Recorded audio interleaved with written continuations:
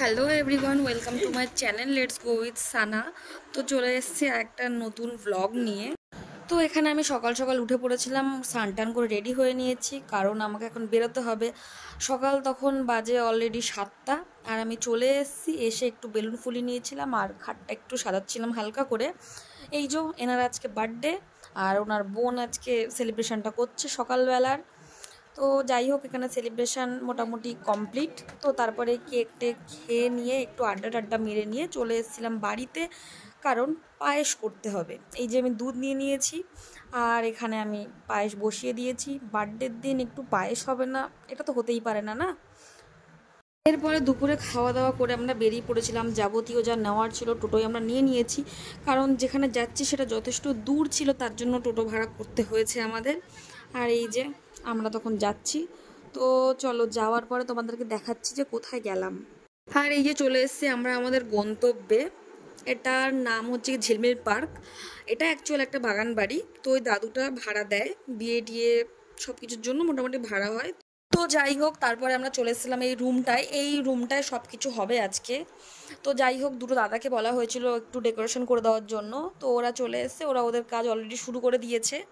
আর এরপরে প্রায় কমপ্লিট হয়ে এসেছে আমাদের কাজ। শেষে দেখাচ্ছি কীরকম ডেকোরেশন করা হলো। তো এই ছিল আমাদের টোটাল ডেকোরেশন। কেমন লাগলো জানিও।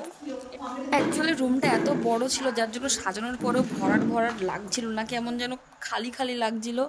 তো যাই হোক, এরপর বিশাল চলে এসেছিলো, ওকে দরজা দাঁড় করে রেখে ছুটে ছুটে আমরা ঘরে এসেছিলাম। এসে সবাই সবার পজিশন নিয়ে নিয়েছে, আর তারপরে ছিল ওর এন্ট্রি। আর ফেসটা দেখে জাস্ট বোঝাই যাচ্ছে কতটা হ্যাপি। তো এটা দেখেই এক একটা মানুষের মনে একটা শান্তি আসে যে না, যার জন্য করেছি জিনিসটা সার্থক হয়েছে, একটা আলাদাই স্যাটিসফ্যাকশান। তো তারপরে ওর যেহেতু পেপার স্প্রেগুলো লেগেছিলো গায়ে, একটু ঝেড়ে টেড়ে দিলাম।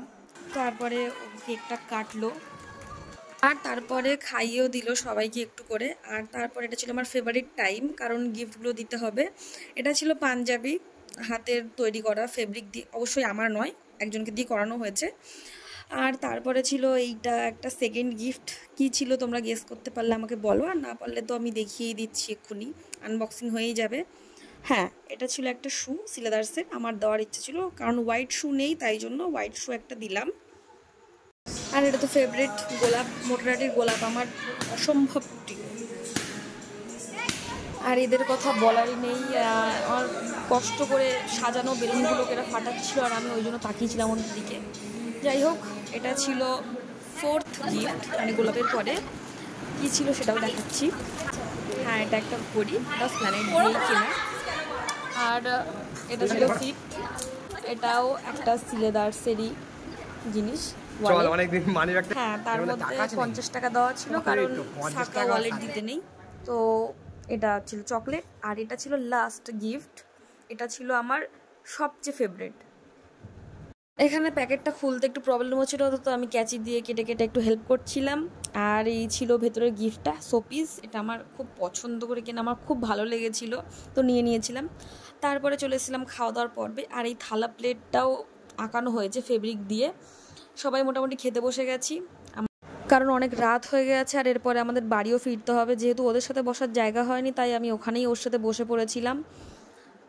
আর অ্যাট লাস্ট রুমটার যা হাল ছিল, মানে কি বলবো, এত কষ্ট করে সাজানো সারাটা দুপুর বিকেল ধরে, আর তারপর রুমের এই হাল। তো যাই হোক, এরপরে আমরা সবাই বেরিয়ে পড়েছিলাম। হ্যাঁ, বেলুনগুলোকে একটাও ছাড়িনি, টোটোর মাথায় করে বেঁধে নিয়েছিলাম। তো যেতে না যেতেই ছিঁড়েও গেছিলো আমার বেলুন। আমি আমার বেলুনগুলোকে ট্যাকে করে নিয়ে বাড়ি চলি। আর তোমাদের ভিডিওটা কেমন লাগলো অবশ্যই জানিও। আর আজকের মতন tata, bye bye, good night সবাইকে, ভালো থেকো সবাই।